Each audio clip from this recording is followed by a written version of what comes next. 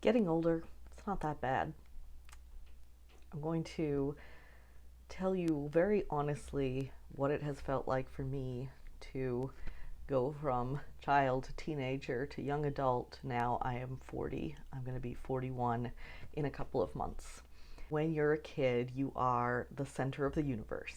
You are the main character, you are the hero, and you're about to start on your hero's journey. It's so exciting. Everybody's rooting for you. Everyone around you is there to support you and guide you and play these different roles in your journey. And you set out to change the world.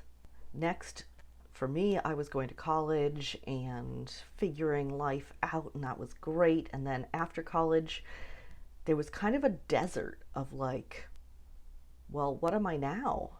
I'm not in school. I'm not a middle schooler, a high schooler, a college student, a graduate school student. Now I'm just a person who recently graduated. And I continued to see myself and think of myself as a person who recently graduated for the next 10 years because I didn't have any other milestones or anything else to sort of put it against. 10 years is a bit of an exaggeration, but most of my 20s. And I met my husband when I was 29, so I spent my 30s getting married, starting a family, buying a house, all the typical things, finding my career path, which was something that I struggled with a lot. But for that segment of my life, it feels kind of like when you're playing The Sims or another video game where you're just like, okay, I have this goal, so I'm going to do this, this, and this thing to get to that goal. And you're so focused on it, next thing you know, 8 hours has gone by, you're still working towards that goal, you're still playing, you haven't even noticed. You just are like so absorbed in taking the next step and the next step and the next step to reach that goal that you lose all track of time.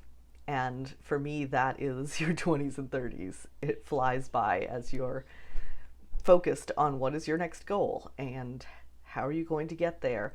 And you are still on that hero's journey. You still have the resources and the people around you guiding you. But then one day, suddenly, there are new heroes, younger than you, other people that everybody is focused on, a new generation of bright, shining stars. Who are they going to be? How are they going to change the world?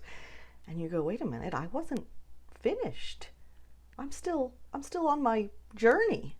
I'm still figuring stuff out. I'm still living. What happened?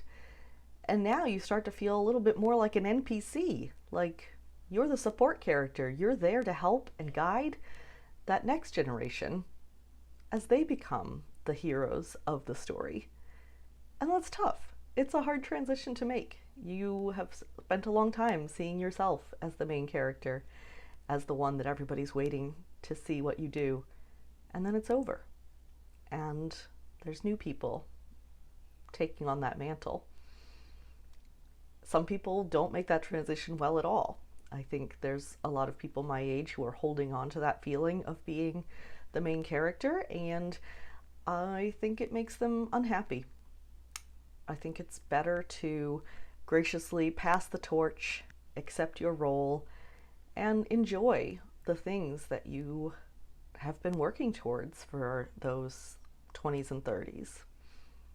I would say, in my experience and the experience of a lot of people that I know, it just keeps getting better. My 20s were a swirl of confusion, identity crisis. I mean, I liked it better than my teens. My teens, it was like, I have zero control over my life and my choices. I have to live by somebody else's rules. I did not like that. I wasn't particularly rebellious, but I just did not like that. And then as a young adult in my 20s, I got a lot more control and choice in my life, but I also was confused about who I was and afraid that no one was ever going to love me, and just a lot of drama and heartache and moving and just trying to find myself. It was pretty miserable. And it was better than my teens, so I felt good about it.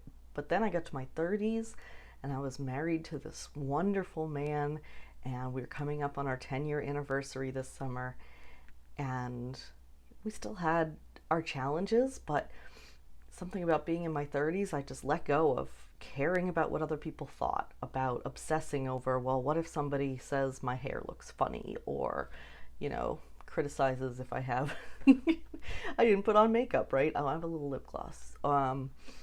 Stuff like that. It just stopped bothering me. I used to be so concerned that I would even be afraid to say hello to people because I thought that they would be offended by being greeted by someone like me. Why? I don't know.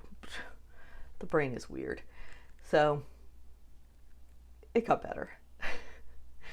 And now in my 40s, I'm very comfortable. I have found the career that makes me happy.